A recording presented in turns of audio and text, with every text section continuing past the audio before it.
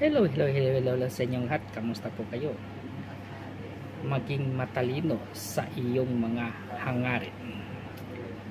Ang kabanatang ito ay nagtuturo sa atin ng maging maingat sa ating minimithi. Hindi masamang magtrabaho, pero kung ang ultimate goal mo ay yumaman lang, ikaw ay mapapagod at mauwis sa wala. Gusto mo ng Diyos na hanapin muna natin siya, hindi ang pera, dahil siya ay ang tunay nagbibigay ng pangangailangan natin. Hindi natin kayang kontrolin ang lahat gamit ang ating galing. Kailangan natin ang kanyang biyaya. Ano ang sabi dito sa Proverbs chapter 23 verse 4?